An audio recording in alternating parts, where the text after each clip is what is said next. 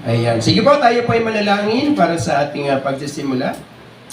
Hallelujah. Panginoon, salamat po sa kagalakan meron ng bawat isa sa amin sapagkat ito ang oras para kami po ay sama-samang sumamba at magpuri sa pinakadakilang Diyos. Sa Diyos na pinakamakapangyarihan, puspos ng pag-ibig at kabanalan. Lord, salamat po sa lahat ng ginawa niyo sa aming buhay. Salamat sa kabutihan niyo. Salamat sa mga pinagdaanan namin. Salamat sa mga laban. Salamat sa mga tagumpay na pinagkaloob niyo sa amin. Lord, narito po kami, Panginoon, lumalakad sa kapangyarihan ng ginawa ni Jesus para sa amin. Si Jesus ay nagtagumpay at kami po ay may katiyakan ng tagumpay sapagkat ang aming Panginoon ay Panginoon ng pananagumpay. Salamat po, O Diyos. And Lord, sa aming pag-aaral ngayon, samahan niyo po kami. Patuloy nawa naming maunawaan ang inyong kalooban sa lupa, Panginoon. Yung kalooban mo na mangyari dito sa lupa, Panginoon, O God. Sa lugar kung nasaan po kami. Let your kingdom come, let your will be done on earth as it is in heaven. So yun po ang aming dalangin. Maganap ang kalooban mo dito sa lupa kung paano itong nagaganap sa langit. Salamat po, ito ang aming dalangin sa pangalan ng aming Panginoong Jesus. Amen. Okay. Ayan.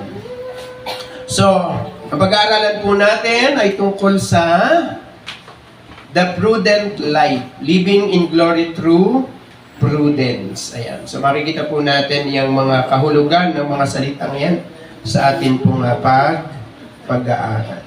Sige po.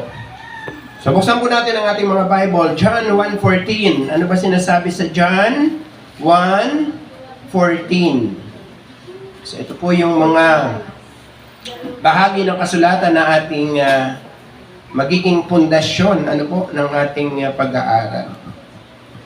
Ayan. Sabi po diyan sa John 1:14, naging tao ang salita at nanirahan sa piling namin. Nakita namin ang kaluwalhatiang tunay na kanya bilang kaisa-isang anak ng Ama. Siya ay puspos ng kagandahang loob at ng katotohanan. So doon po sa binasa natin, nang magkatawang tao si Jesus, ano nga po ang nakita? Ano daw yung nakita ni Juan? Nakita namin ang kanyang, ano to yung nakita? Kaluwalhatian. So nung magkatawang tao ang salita, puspos ng kaluwalhatian. At ang kaluwalhatian ay full of grace and truth. Punong-puno ng biyaya at katotohanan. So, ang kaluwalhatian ni Kristo ay nakita sa kanyang ganap na karakter. No? Paano ba nakita ni Juan yan? Paano ba si Jesus namuhay sa lupa? No? Sabi, punong-puno ng biyaya at katotohanan. So, this is the life we are called to imitate. Ito yung buhay na gusto ng Diyos na gayahin natin. Maluwalhati, puspos ng biyaya at katotohanan.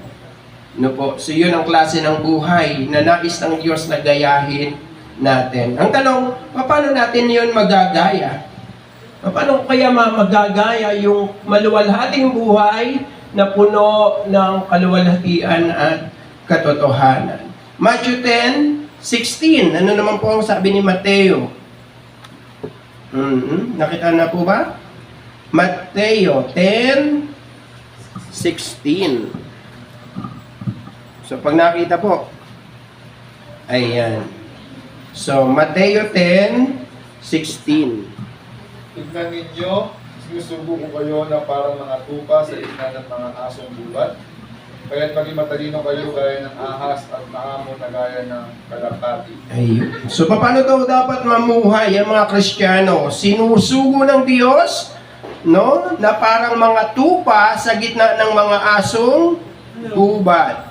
Kayo'y maging matalino. Kaya't maging matalino kayong gaya ng ahas at maamo na gaya ng kalapati. So, anong klase ng mundo ito na kinalalagyan natin? No? Kung ikaw ay tupa at napapalibutan ka ng asong gubat, ano yun? Delikado. Pagkain ka nila eh. Kakainin. No? Wolf yun, di ba? Ano ba yung asong gubat? Wolf. Ano kinakain ng lobo? flesh. Yung mga tupa. At sabi ng Panginoon, sinusugo kayong parang mga tupa sa gitna ng mga lobo. Ano? So, dapat mabuhay ka ng matalino katulad ng ahas at inosenteng katulad ng dahab, ng kalapati. Ano? Jesus sends us into a corrupt world, no? With a command to live prudently. So, nandito tayo sa mundong masama, sa mundong sira, no? At ito yung mundo na kinalalagyan natin, na gusto ng Panginoon itong mundo na to ay dalhin sa Kanya, no? Pero yun nga, paano ka dapat mabuhay? Live prudently. Prudence, ang ibig sabihin po niya ay innocence plus rudeness, grace plus truth, no? So ito yung klase ng buhay na dapat nating ipamuhay sa mundo. Ano po ba ibig sabihin ng prudence? Prudential life. Oh, ang prudence, ibig po sabihin niyan ay matalino o mahusay na paghuhusga. Ibig sabihin, yung mga judgment mo tama para magawa mo yung mga bagay ng tama. Kunyari, nalalagay ka sa alanganin, alam mo yung dapat piliin. Alin ba dyan ang dapat kong piliin? No? Kung may mga pagpipilian tayo. Prudence, no? Christ-like wisdom applied with purity. No? Katalinuhan ni Kristo na merong purity. Innocent yet shrewd, gracious yet truthful. Innocente pero shrewd, innocent but truthful. Yun po ang sabi, ano? So mamaya po makikita natin, ayan, ano? Keep us uncorrupted and effective for God's kingdom.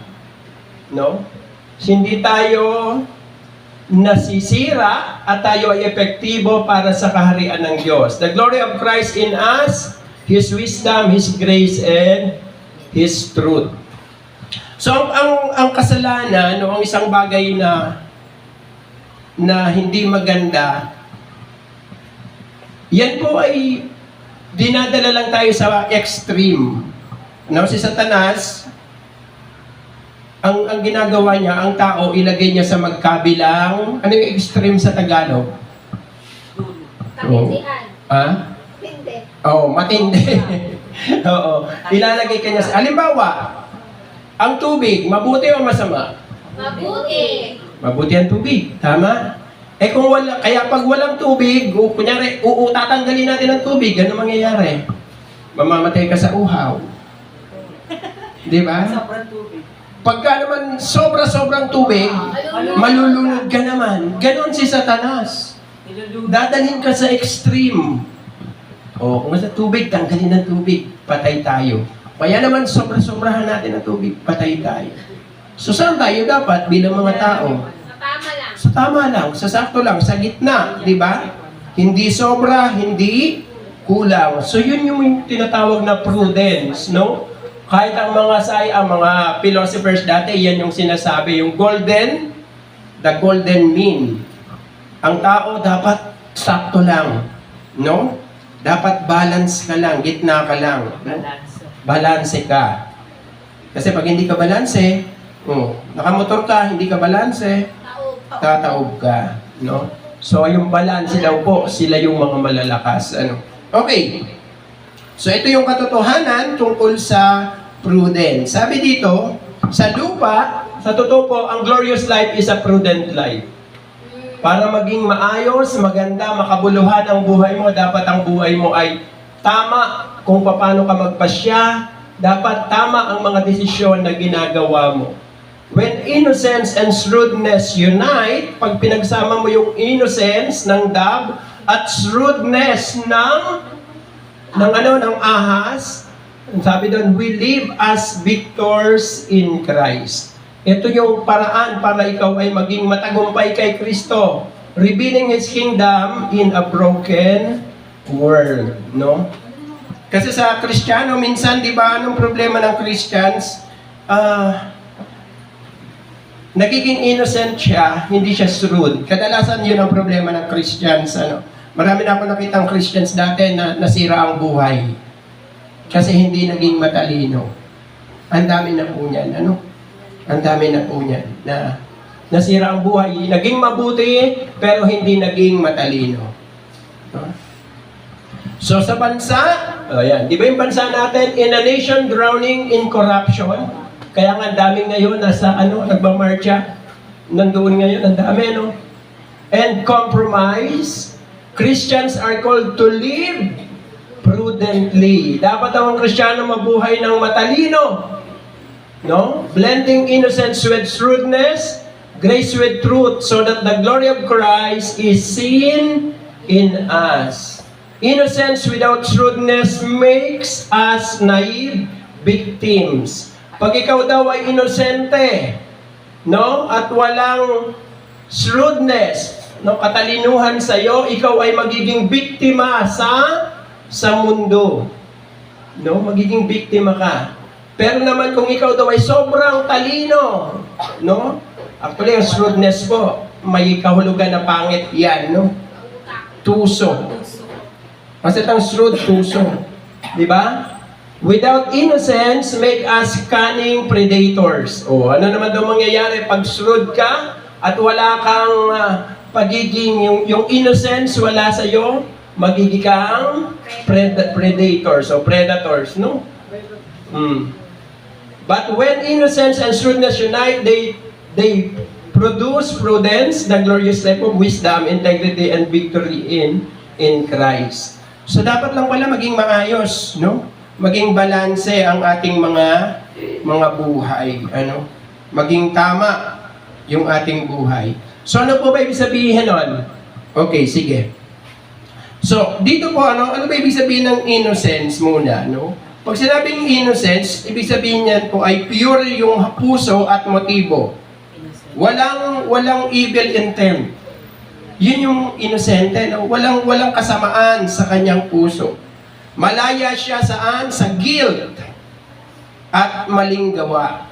Freedom from guilt or wrongdoing. Yan po ang pagiging inosente, So ikaw ay morally clean before God, So ano pa ibig sabihin niyan kung ikaw ay innocent, So ibig sabihin meron sa iyong simplicity and sincerity. Ibig sabihin, walang pandaraya sa iyong puso. Napakasimple, Walang hindi ka doble cara. Ibig sabihin talagang kung ano ka, yun ka, Kaya nga si Jesus, nung sinabi niya na kayo ay dapat maging innocent katulad ng dove, yun po ang kanyang ibig sabihin. Pero sinabi ng Panginoon, hindi ka lang dapat maging inosente, Sabi maging matalino, maging shrewd, maging tuso. Saan natin dinidikit yung pagiging tuso? Sa kanya, sa Panginoon, sa ahas Pero sa mga Pilipino, mas tayo na ang tuso ay matching, Mas tuso man ang matching, Mas sa atin yung matching, Mas mga ba tayong matching? Hindi. Oo, napaglalaman.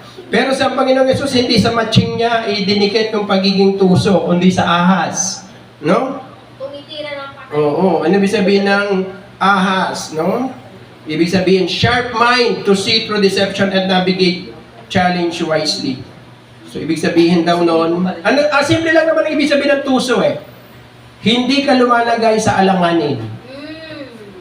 Hindi ka lumalagay sa lugar na alam mong matatalo ka. Yun ang, di ba, yun ang tuso. Ba't ako pupunta dyan? Talo ko dyan Di ba? So, ang tuso, yung bagamat sa pangit na pakahulugan, mapanlamang. Di ba yun ang tuso? Mapanlamang. Yung parang nangunguha ka ng di sa'yo, tuso ka. Pero yung tuso, in a positive sense, ibig sabihin nun, hindi ka lumalagay sa alanganin. Alam mo na, alam ko, tama yun, alam mo yung kahinaan mo, alam mo yung kung saan ka pwedeng manalo, Kaya nga kahit sa mga boksingero, may mga kinikilala na tuso, Sinong boxer ang tuso? Mayweather. Tama, si Mayweather. Si Mayweather ang pinakamatalinong boksingero sa lahat, Okay. Hindi niya nilalagay ang sarili niya sa alanganin. Lahat ng transaksyon, lagi siyang panalo. Hindi pwedeng matalo ka sa usapan natin. Parang ganun sila katalino. Ang mga businessman, ganun din ha. Pag businessman ka, hindi ka lalagay sa alanganin. Lahat ng detalye, tinitingnan mo yan. Butas to ah. Di ba? Dito, madadali mo ako dito. Kaya lahat kasama yan. Kaya nga minsan, di ba, ito lately may mga nangyayari na parang pag kinakausap ngayon yung mga iniimbestigahan, parang nagiging ang tatalino, bigla-bigla naging mga bobo. Parang hindi ko po alam yan. Di ba nakita niyo ba lahat walang alam, no? Doon nangyayari mismo sa harapan mo, wala nang mga alam, no? Parang siya po yun. Parang yun? Naging bobo ba kayo? Pero sobrang dadaya nyo, tapos bigla kayong naging mga mangmang. Nagpipretend na inosente. Nakita nyo? Ang daming inosente ngayon. Baka ninyos innocent kasi. Ang daming inosente. Pero yun nga po, so yun po ang ibig sabihin nun, hindi po, ang ibig sabihin ng shrewdness po ay hindi ka talaga lumalagay sa ikasisira mo. No? Be smart. No? Be smart but stay good. No? Be smart but stay good. Be strategic but stay pure. Be wise in action yet holy in motive. Maging matalino ka sa iyong mga gawa, subalit ang puso mo ay pure. Malinis ang puso, no? So sa Bible po, ang shrewdness, no? Positive side, wisdom po yan. Ibig sabihin, discernment, practical discernment, no? Simple lang naman yan eh. Kasi sa atin, dapat matalino tayo. Ngayong panahon na to, sino magtitinda ng halo-halo? Wala. Tinda mo, halo-halo, maulan? Kape. Lugaw, yan ang ititinda mo ngayon. Yun po ay katalino. Payong. Ano ba ibebenta mo ngayon, ha? Pag tinanong ka. Kapote. Yan po yung pagiging matalino, di ba? So, nalalaman mo lahat. So, syempre, negatively yan po. Manipulative, deceitful, clever. So, yun po, no? Pero, yun nga po. Si Jesus, sabi niya, gamitin nyo yung inyong katalinuhan ng tama, gaya ng nakita natin. Bakit? Mandaraya po ang mundo. Ang mundo mandaraya, di ba? Ngayon nga, nalalagay tayo sa alanganin dahil may mga kapatid tayo sa pananampalataya na kasama sila sa mga tinatamaan, no? Tinatamaan. Hopefully, panalangin natin na maging matalino sila at ma-reveal yung katotohanan, di ba? So, purity of heart, yan ang unang-unang pinakamahalaga sa buhay ng Kristiyano. Kung ikaw ay Kristiyano at gusto mong magtagumpay, dapat meron kang pure heart. Blessed are the pure in heart, for they shall see God. Sa Tagalog, ano sabi dyan sa Tagalog? Mapalad. Sino daw ang mapalad? 5:8. Sabi po dyan, pinagpala ang may malinis na puso sapagkat makikita nila ang Diyos. So yan po yun. Sa kurap na mundong ito, sabi ng Panginoon, mapalad ang may malinis na puso, makikita nila ang Diyos. Ano po ibig sabihin yan? Kung malinis ang puso natin, kung tayo ay may innocence, means refusing to join corruption around us. Dapat may malinis tayong kamay at may pure na motibo. No? Kasi sabi nila, kahit daw mga kahit si Vico Soto, no? Sabi niya, marami siyang kilala. Bago pumasok ng politika, malilinis ang isip niya. Talagang pag tinakausap niya, pasok ka talaga, seryoso ka po. Kilala niya, maayos na tao, mabuting tao. Pero pag nakapasok na daw yan, iba na nangyayari. Iba na yung mangyayari doon. Bakit? Hindi nila kayang baguhin, sila yung masasali sa kalakatan. No? Nakikita mo na yung iba nananagana, ikaw wala. Ano yun? Naghahati-hati kayo, wala ako. Di ba? So yun ang nangyayari daw po dyan. Pero sa mga Kristiyano, hindi dapat ganun, Kahit malagay ka sa mga lugar na nakikinabang sila sa mga mali, huwag kang sumali. Yan ang sabi. Pagtatawanan ng mundo ang purity. Tama ba yon? The world may laugh at purity, but in God's kingdom, purity is power. So ang mga ang mga lumalakad sa purity, pinagtatawanan niya ng mundo. Pero sa kaharian ng Diyos, ang pagiging pure ay kapangyarihan. So, si Joseph, resisted Potiphar's wife. His purity became his pathway to purpose. Nung tinanggihan ni Jose, ang alin? Yung asawa ni Potiphar, anong nangyari doon? Nagganap, nangyari ang kalooban ng Diyos sa kanya. Pag tinignan mo yung kwento nito, parang walang direktang kaugnayan yung pag-abot ni Joseph doon sa layunin Pero meron, di ba? Bakit ba siya nakulong? Dahil tinanggihan niya yung asawa ni Potiphar. Nung makulong siya, doon siya nakakilala ng mga magdadala sa kanya saan? Sa hari. So, ang hirap intindihin, ang hirap i-connect, pero yun po, kung hindi siya nakulong, hindi siya makakarating sa hari. Pero malamang-lamang, kung hindi siya nakulong, malamang pinatay siya ni Potiphar. Di ba? Malamang kung nalaman ni Potiphar yung pinatay siya ni Potiphar. Victory begins in integrity of heart. Sa Kristiyano, pinakamahalaga po yan, purity in heart. Sapagkat ang Diyos na ating sinasamba ay Diyos na banal. Responsible wisdom. Ito po yung pangalawa, Sabi doon, be wise as serpent. Maging matalino kayong katulad ng ahas. Responsible wisdom. Shrewdness means not being gullible or blind. Ibig sabihin ng gullible sa Tagalog ay utu-uto. Ang ibig sabihin ng gullible, utu-uto. Hindi ka utu-uto dahil, di ba ang utu-uto yung walang alam? Sino ba yung utu-uto? Sino ba yung nauuto? Yung nauuto, yung una, walang alam. Pangalawa, duwag. Di ba yun yung mga bagay na So sabi, ang shrewdness means not being gullible or blind. Hindi ka bulag. Nakikita mo, naiintindihan mo ang nangyayari. Hindi ka nadadaya. Hindi ka nadadaya ng mga nasa paligid mo. Learn the system. Dapat daw alam mo ang sistema. Ano bang kalakaran dito? But don't copy its evil. Dapat alam mo yung nangyayari. Alam mo yung masama. Alam mo yung kalakaran, pero hindi ka naiinggit sa mga nakikinabang, Yung iba naiinggit kasi sana all Di ba? Sana all. Di ba? Sana all may coaching ganyan. Paldo-paldo, si Joseph sa Egypt, naunawaan niya yung sistema, mayroon ang paraon, but he lived differently, saving nations from famine. So may kalakaran sa Egypt na nangyayari. Alam ni Joseph yan, Sabi ni Joseph, teka muna, hindi ako gagaya dyan, sa kalakaran nyo. Dahil doon, nailigtas niya ang bansa. So sa buhay po natin, hindi sapat yung maging mabuti. Sabi kasi Vico Soto, yun ang sabi niya, Hindi sapat na mabuti ka lang. Dapat may alam ka. Kasi kung mabuti ka nga, hindi mo naman alam yung mga nangyayari, mapapahama ka. Kaya si Vico Soto, bata pa lang daw po yun.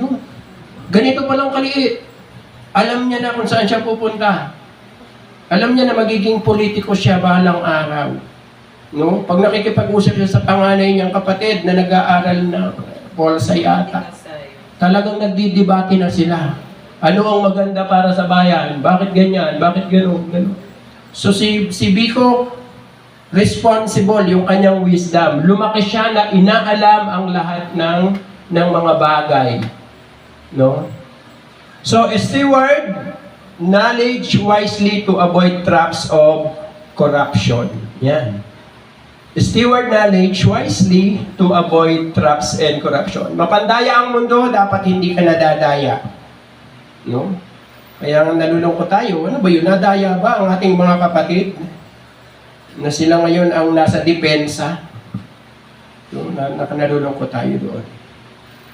Okay, pangatlo, unwavering integrity. Sa mundo na masama, dapat daw hindi nagigiba, hindi bumibigay ang iyong integrity.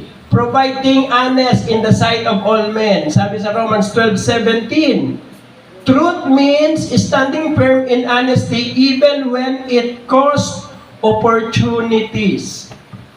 Ang ibig sabihin lang po nito, hindi ka, awag niyan, nag-shortcut. Hindi ka nandadaya, hindi ka gumagawa, hindi mo sinashortcut yung process, no? Hindi ka gumagawa ng mga maling bagay para lang ma-promote, para lang ikaw ay makinabang, no? Halimbawa, si Daniel, no? Si Daniel refused to defile himself with the king's food and stood firm even under the threat of lions den. So si Daniel, ano yung unang-unang ginawa ni Daniel nung siya po ay bihagin, dinala sa Babylon, no? Kumain ng mga Sabi nung tagapag-alaga, yung pagkain ng hari, yun ang pagkain ninyo para kayo ay malulusog, para kayo ay mga no? So ibig sabihin kung ano daw kinakain ng mga maharlika, yun din ang ipapakain sa kanila. Kasi ihahanda sila para maging pinuno ng bansa, no? Nung Babylon. Sabi ni Daniel, hindi po kami kumakain yan. Di ba? Iba yung pagkain namin, mga Hudyo po kami. No? So sabi niya, gulay po ang kinakain namin. So natakot nga dyan yung nagpapakain kasi sabi nung nagpapakain, ano daw? Paano yan? Pagka nakita ng hari na ang payat niyong tatlo, tapos yung mga kasama niyong naglalaki yan, baka ma-disgrasya ako. Sabi kaya sabi nung ni Daniel, subukin niyo po kami una ng 1 week. Tingnan natin kung sino sa amin yung mas may magandang pangangatawan. Sino yung mas maayos. Ganun yung ginawa. Nakita nila after 1 week, mas maganda yung katawan ni na Daniel kaysa doon sa mga kumakain ng ng mga crispy pata, Andy Foods. natabosin mo. Pagtingin nila mas maganda, yung kulay daw ng mukha ni Daniel, mas maganda, mas healthy. So ano ginawa ng tagapagpakain? No? Pinalitan yung pagkain. Pareho na tuloy gulay na kinakain ng lahat. Nagalit siguro yung iba sa kanya, no? Ayan, no? So sabi naman dito, di ba, yung pagka inano siya sa lions den, may threat na binigay, So, ayan. So, si Daniel, yung kanyang integrity, hindi nag-waver, no?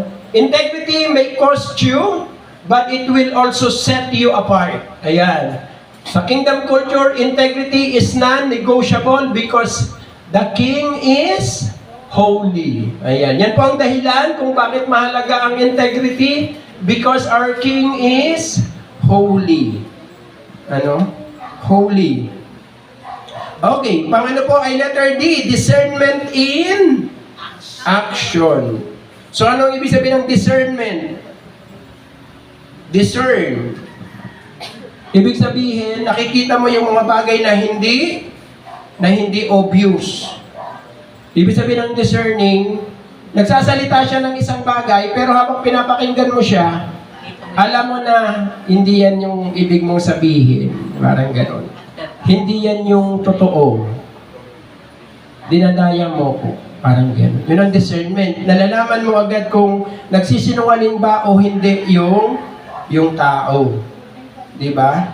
So sabi nga doon, test everything, hold fast to what is good, no? Subukin nyo ang lahat ng bagay. At manghawakan kayo kung ano ang mabuti. Yan po ang sabi sa unang Thessalonica 5:21. So ang shrewdness is not manipulation. So sa mga Kristiyano, ang pagiging matalino, pagiging maalam, yan. Kasi yung tuso, parang alanganing salita no? Pagiging matalino ay hindi manipulation. Ito ay spirit-led discernment. No? Si Jesus, no, did not entrust himself to all men because he knew what was in their hearts, no? O si Jesus, nung nabubuhay pa siya, maraming tao yung nagpakita ng maganda sa kanya, no? Pero sabi, hindi siya nagtiwala. Bakit hindi siya nagtiwala? Sapagkat alam ng Panginoon kung ano ang nasa kanilang puso, no? O, yan ang ibig sabihin po niyan. Alam ni Jesus yung motibo ng kausap niya. So, yan yung discernment, no? Hindi nadadaya. Bakit hindi nadadaya? Dahil may discernment. So, ang prudence means knowing when to speak, when to be silent, and how to act wisely.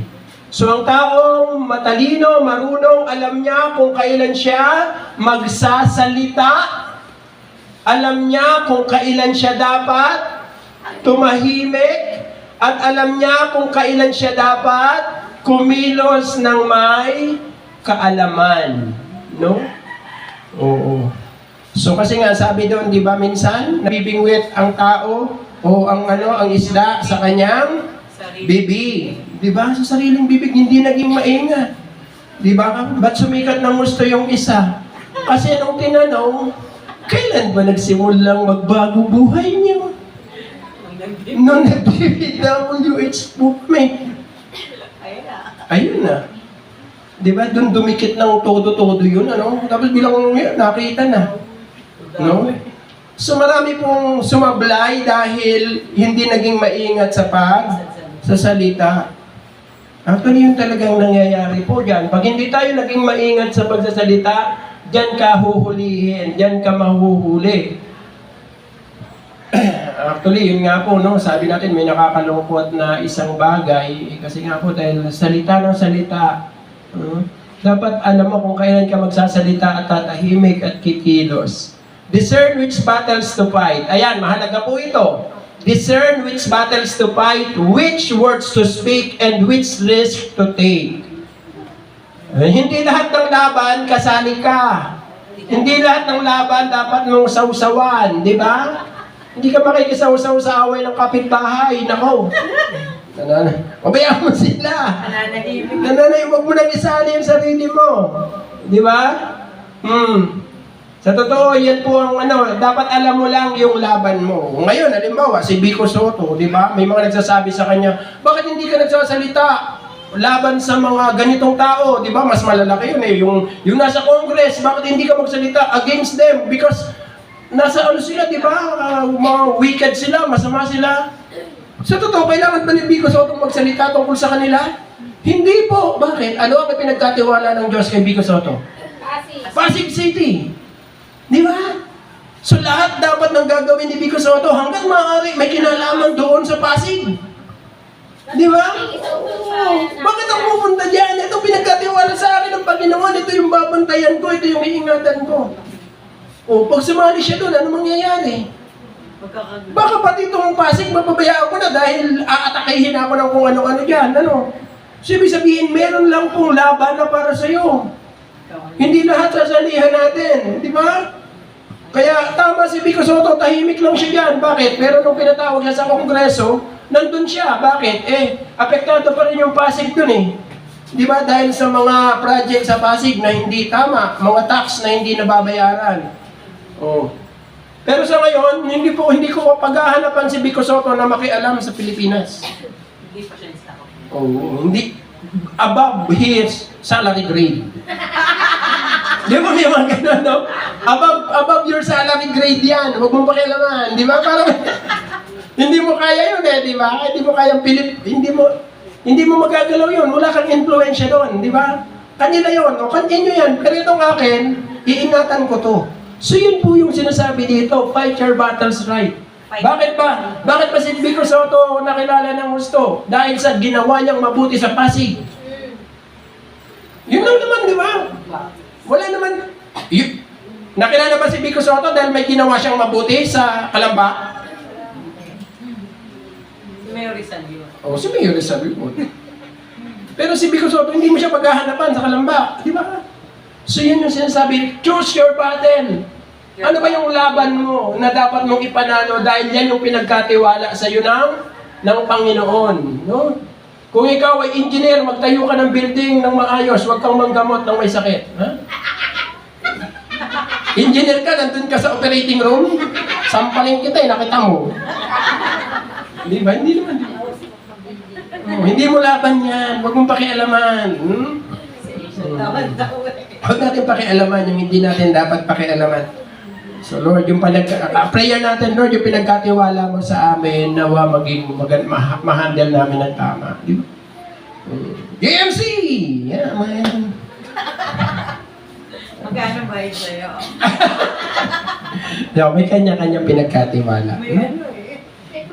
Oo, may pinagkatiwala. Ayan. So, engage in grace. Let your speech always be with grace, seasoned with salt. No? Colossians 4:6. Innocence shows in kindness, patience, and forgiveness. So, ang pagiging daw innocent ay nakikita sa kindness, patience, and forgiveness. Grace does not mean weakness. Ayan. Minsan nagkakaproblema na yung biyaya ini-equate sa weakness. It is strength under control. O parang ibig sabihin ito, humility din yan eh. Strength under control is humility. So grace din yun, no? Jesus with the Samaritan woman, He did not condemn, but engage with grace that led her to truth. O, di ba? Si Jesus, hindi niya na inano yung babaeng Samaritana, dinala niya siya sa katotohanan, no? O, may bumato ba sa'yo? Wala po. Hindi rin kita babatuhin. Pero lumakad ka na sa katotohanan. Grace disarms corruption by showing a better way. Ang biyaya, no, ay pinahina ang corruption sa pamamagitan ng pagpapakita ng better way. Actually, yan po talaga yung problema natin ngayon. Ito yung hinahanap ng tao, yung better way. No? Kasi ang talagang ano doon, di ba, nagra-rally ngayon, no? Rally. Ang tanong, ano mangyayari pagkatapos nito? Wala na. Di ba kailangan may umupong mabuti? Sino kaya yun? May nakikita ba kayo? Dapat Yan yun. ang problema. Yan actually yung problema. Sino yung papalit? Di ba? Parang ang hirap-hirap. Sino yung papalit namin dyan? Okay? Kasi Nico, Bumabato, umalis to, may ipapalit kami. Nang ipapalit niyo, kumusta naman? Di ba? Ganyan nga, no? Dapat ang ipapalit, tama, mabuti, maayos. No? Nandito pa yata sa atin yung ipapalit eh. Kaya mahirap-hirap. Ayun, ano. Engage in grace. Letter N, noble courage. Ayan, ito, napakahalaga po nito. Pagdating sa pamumuhay bilang Kristiyano, be strong and courageous for the Lord your God is with you. Sabi po yan sa Joshua 1:9. So, innocence requires endurance, shrewdness requires boldness. Ayan, yung innocence daw, kailangan niya ng endurance. Tama yun. No? Oo. At yung pagiging matalino, yung shrewdness naman, kailangan mong maging matapang. No? Courage is not the absence of fear. It is faith in action. O, nakilala niyo ba si Esther? O, ang mga halimbawa na ginagamit dito, may mga kinalaman sa politiko. No? Si Esther, siya yung naging reyna, di ba? Sa isang bansa na hindi Christian, no? So yung hari, kilala niyo si Haman? Sabi ni Haman, dapat mamatay lahat ng Hudyo. No? Lahat daw ng Hudyo, patayin. O, ano ginawa ni Esther, no? Sabi niya, kahit na hindi ako pinapatawag ng hari, lalapit ako sa hari para baguhin yung pangit na plano ni Esther na patayin yung kanyang kababayan. So si Esther, kahit di siya pinapatawag ng hari, pumunta siya sa hari, no? Para maligtas yung kanyang mga kababayan. So basahin niyo po ang Book of Esther, no? Para makita niyo kung gaano katapang si Esther, ha? No. So yung katapangan sa Bible, na maraming pagkakataon po na nakita yan. Kanino pa nakita yan? Yung tatlong kaibigan ni Daniel, di ba? Sabi, itatapon kayo saan? Sa horno. Sabi nung tatlong kaibigan ni Daniel, Alam po namin na kaya kaming iligtas ng Diyos sa hurno na yan. Pero kahit na hindi niya kami iligtas, ibig sabihin kahit mamatay kami, hindi pa rin po kami susunod sa pinagagawa niyo. So yun po ay courage, noble courage. Ano? So courage means not retreating but shining light in darkness. So ang courage, hindi ka nagtatago, kundi ikaw ay nagiging liwanag sa kadiliman. No? Ikaw ay kakaiba. Ikaw yung mga kakaiba. No? Light in darkness. So sa politiko, ang hirap kasi maghanap ng mga ano, no? So sa atin, talagang nakikita natin yung Magalong, yun nga, si Vico Soto, sino pa ba yung mga politiko na nagiging ilaw talaga, no? So, ilaw sila sa kadiliman. No? And of course, letter T, truth in love, no? So para maging matagumpay tayo sa ating buhay bilang mga Kristiyano, sa mundong ito na masama, kailangan mamuhay tayo truth in love. Speaking the truth in love, we are to grow up in every way into Christ. Speaking the truth in love. Di ba? Yung love, grace din yan. Ano? Sasabihin mo yung katotohanan ng may pag-ibig. Grace without truth equals compromise. No? Kung ang biyaya walang kasamang katotohanan, yan ay compromise. Truth without grace equals condemnation. No? Oh, si Jesus, no? Ito ulit yung babaeng nahuli sa adultery. No? Bagamat sinabi ni Jesus, hindi na kita parurusahan, hindi kita hahatulan ayon sa batas ni Moises. Pero may karugtong yan, di ba? Neither do I condemn you. Ito yung karugtong. Go and sin no more. Go and sin no more. No? Huwag mo nang ipagpatuloy ang mali mong ginagawa. Yun yung truth, no? Ano yung love? Ito yon, hindi kita hahatulan. No? Only truth in love reveals the true glory of God. Glory is revealed when truth is delivered with grace. Glory is revealed when truth is delivered with grace, no? Kasi sa totoo, sabi nga doon, ang hirap ipag-pray na, Lord, iayos mo yung mundo, maganap yung katuwiran mo sa mundo. Kasi talaga sa totoo lang, tatamaan din tayo niyan. Kasi sino dito perfect? Wala.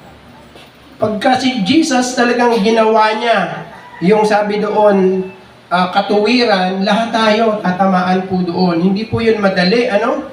Hindi yun madali.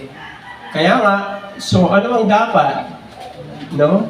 Dapat yung katuwiran ng Diyos, yung pag-ibig ng Diyos, dadalhin niya ng may biyaya.